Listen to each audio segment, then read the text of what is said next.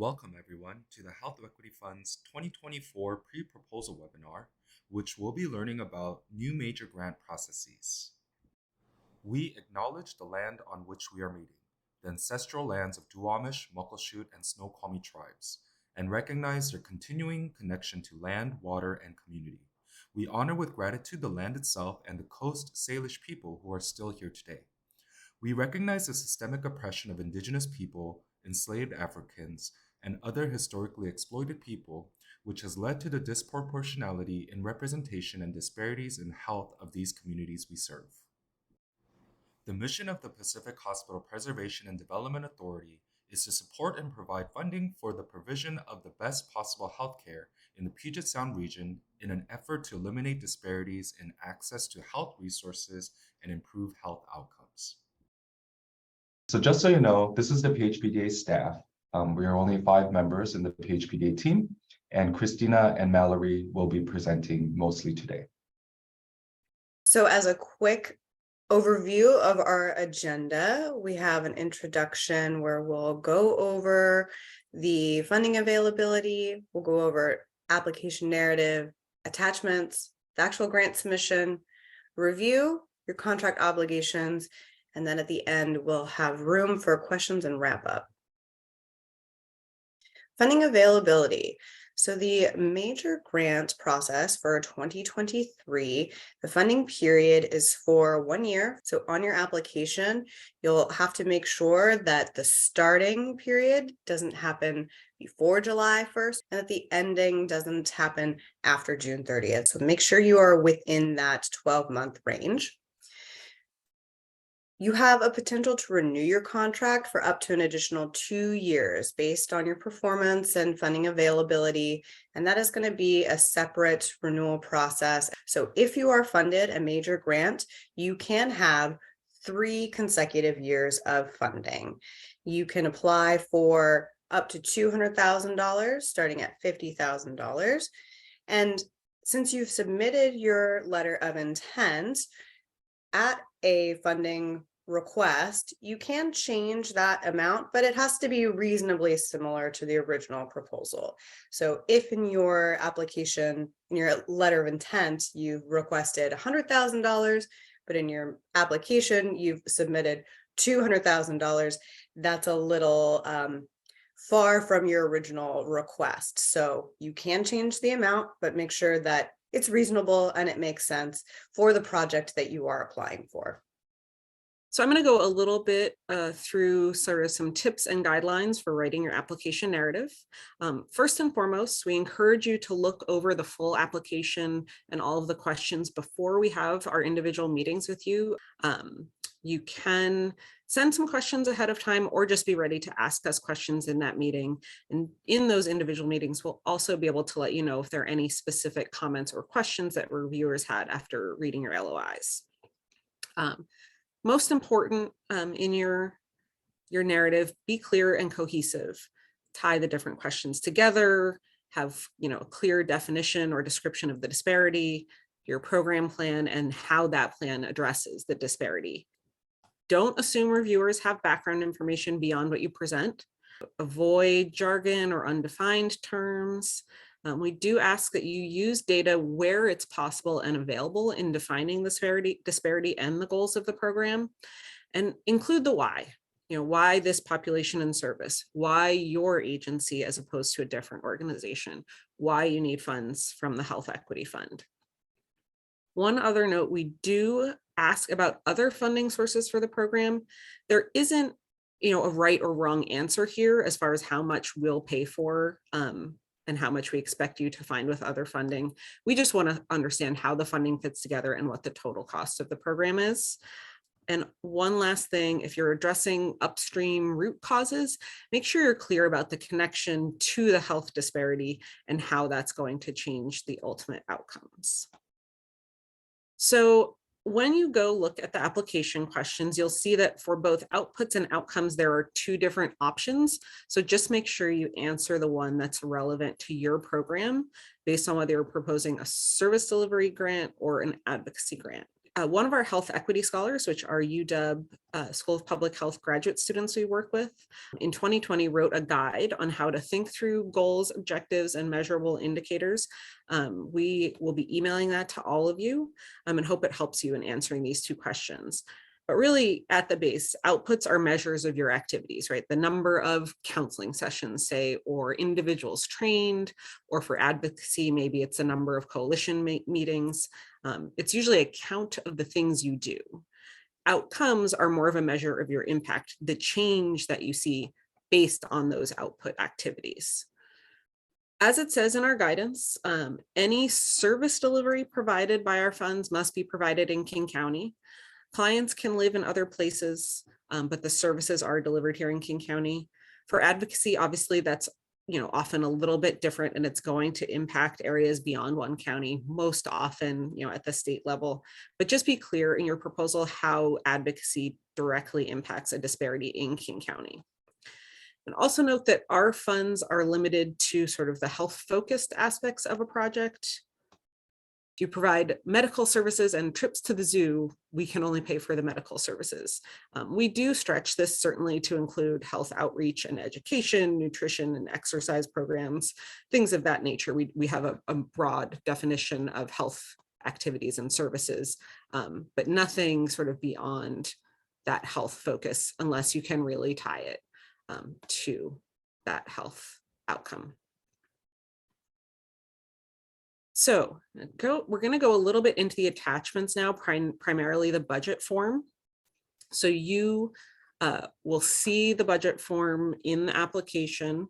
Let us know if you have any trouble finding it. There are detailed instructions on the first tab of the spreadsheet. The main thing to remember is you're only going to fill in the shaded cells. The rest of the cells are locked and contain formulas that are going to calculate all of the totals. If you need either extra lines on the direct expenses page or you have additional subcontracts, you can email grants@phpda.org and we'll send you a spreadsheet with more space in it. You're going to want to include both the amounts you're asking PHPDA to fund and the amount being funded by other sources, whether that's a different funder or your general operating. We do want to see that total program budget, not just the PHPDA funding program. So please include any aspects of the project, even if you're not requesting our funds towards a particular line, please include it there if it's part of the program. And then on the narrative, just make sure the amounts in the narrative match the amounts in the form. And it should include information on any item for which you're requesting to use PHPDA funds. So sort of how you calculated that amount, why it's part of the project.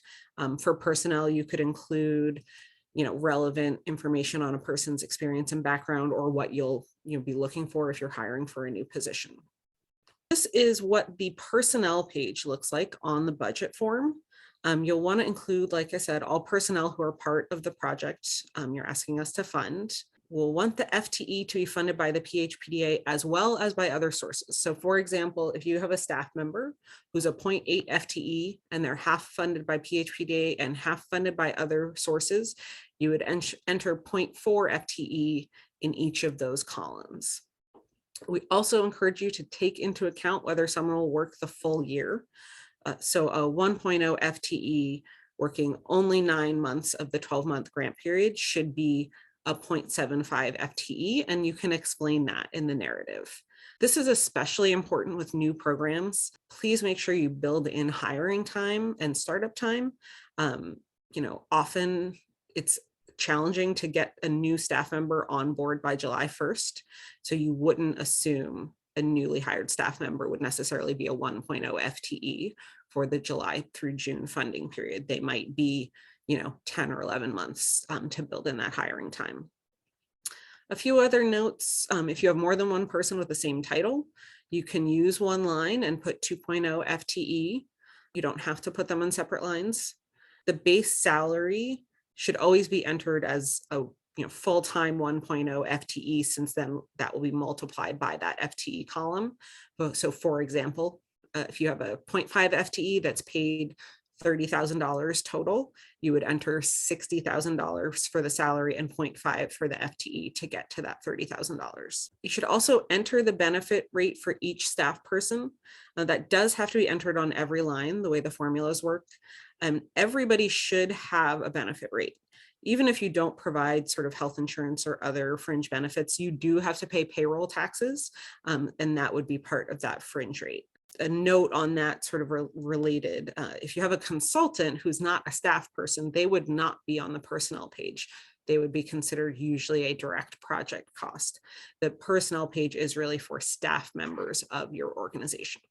So then this is the direct project page. The total personnel will automatically copy over here with the formulas. And then you're just going to enter the amount for every item funded by PHPDA and other sources. We have some of the basic, common expense lines filled in, but you can, add others. And like we said, if you need additional lines, you can ask us for an updated spreadsheet.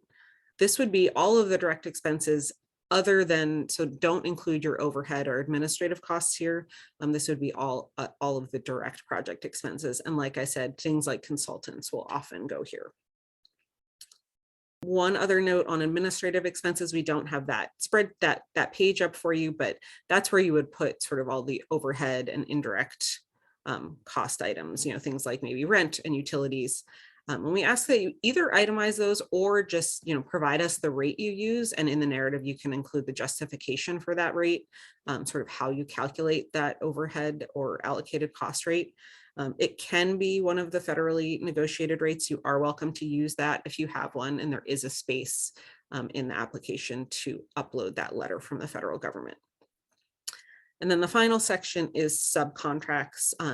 That's for ongoing subcontracts, not just one time or sort of non-regular consultants. So for example, if you were going to provide regular mental health counseling and one of the counselors is actually an employee of a different agency, that would be a subcontract with that agency.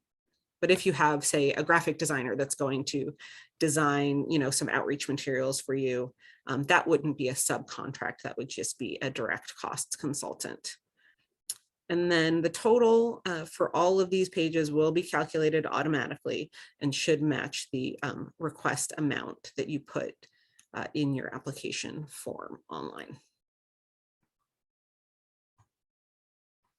So one note as we look at some of the other applications on fiscal sponsorship, if you have a fiscal sponsor, the application and all of these organizational attachments should be from the fiscal sponsor, because any potential grant contract would be with the fiscal sponsor, not with your agency directly. Let us know in your individual meetings if you have any questions on that process. But overall, most of the other attachments are pretty straightforward, things like the current year full organizational budget, things like that. A few notes on the current year-to-date statements, please upload both a statement of activities and a balance sheet. A lot of people will upload one or the other. We do ask for both. You may have January or February ready to go by mid-March, so just upload those where it says most recent financial statements. You'll see that there's an optional upload for your federal single audit, which was formerly called an A133. If that's part of your overall audit document, you don't have to upload it in both places. And obviously not everybody is required to do one of these audits. So it's okay to leave that blank if you don't have to do one. In the space for most recent audit, if you don't do an audit or a review, you can put final year-end statements from your last fiscal year that were approved by your board. So sort of the final closed statements, but just make sure we have something more recent than that as well. Overall, we need your most recent audit if you have them, and then statements that are no more than a few months old. So we'll go into the online grant system now, which is the system that you use to submit your letter of intent and that you will also use to submit your full application. So make sure that you have read thoroughly the major grant guidance document. It has an attachment there when you log in the apply section, but we also have it posted on our website. And if you need any of these documents, please ask and I can send those to you. You want to write all your answers to your questions in a separate document, like a Word file, before pasting it into the online application, just to make sure that you've thoroughly reviewed it. There's no errors in there for spelling or grammar, just for ease of making that all clear. You can save your application periodically. You can hit the save button, but your application is not submitted until you actually hit submit.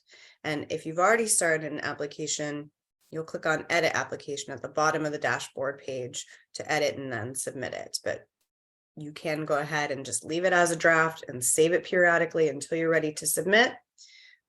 But make sure that you submit before 12 p.m. noon. You'll receive lots of notifications from us about that deadline, and you'll also receive notification when we receive your application. 11:59 a.m. is the absolute latest that you'll want to submit your application. So we do offer technical assistance throughout the application process. We cannot read your draft proposal, but we can provide you some general guidance on the process. And if you have some questions that you want to ask us, submit them in writing to us over email. However, we will offer technical assistance for any, technology or submission issues all the way up until the deadline. So if you are having a problem with the system itself, reach out to us and we can assist you all the way up until that deadline. And we will not make any exceptions to that deadline. So make sure that you submit these right on time. Early is best. Right, so I'll share a little bit about sort of how we go about reviewing your applications.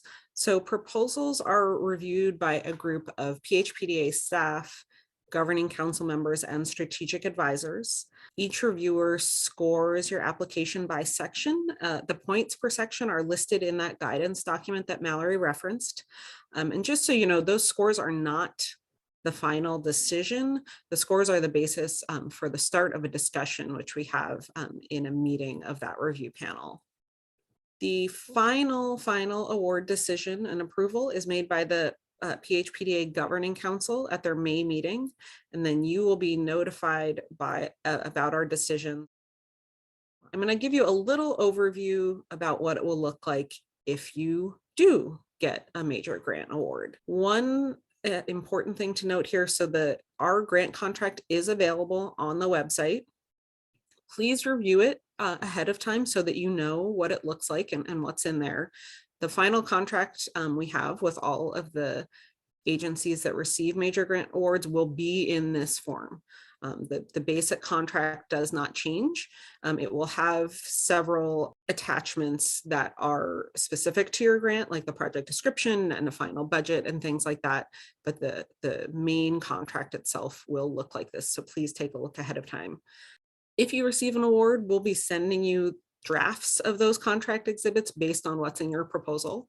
And then you'll have a few weeks to revise the budget and the scope of work and things like that by the beginning of June. Sometimes we don't award the full requested amount, or you may determine, between the application and that award notification, you may have had some things change. So you may need to make some changes to that original proposal budget. So you'll have a few weeks to work on that.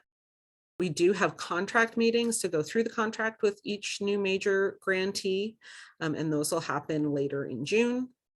And then just as a reminder, the contract period begins on July 1st and can run up to 1 year, ending June 30th. So again, we encourage you to review the contract, but we'll sort of go over a few of the things that are in there. Most of it's pretty standard, so you follow laws and regulations of Washington State. No lobbying with our funds. Any subcontract that you have as part of your grant will be reviewed by the PHPDA, and you'll submit it to us, and it has to have language about the subcontract complying with our overall grant contract. One thing that you see that some people might have questions on is this credentialing. That's just if you hire anyone that's in a job that requires credentialing, like say an RN, you just agree that that person is credentialed. A lot of you will be hiring for positions that don't require credentialing. This only applies to those certain kinds of jobs. There's a lot of internal control requirements in the contract. As many of you know, the PHPDA is a public entity, so we have pretty strong record maintenance requirements. Things like auditing, we do reserve the right to audit any records related to the grant. So if you receive the grant, you'll have to, make sure you maintain your backup evidence for all of your costs and program services. And we'll, talk with you about those requirements at meetings with you. You have to maintain adequate insurance and indemnify the PHPDA, fairly standard type requirements. And then just to let you know what reporting looks like for the major grants if you get an award, there are quarterly progress reports. Those are a table of those program outputs and activities that we talked about earlier, and some short narrative questions, what's going well, what are the challenges you're facing, any changes you've made, things like that. We do ask for financial reports twice a year, and those compare your actual expenses to budget. We usually conduct one site visit with just the new major grantees each year, and we would do that roughly halfway or just over halfway through the year. And then there are a few reports that are just once a year. One is a demographic report, so that reports on your client demographics.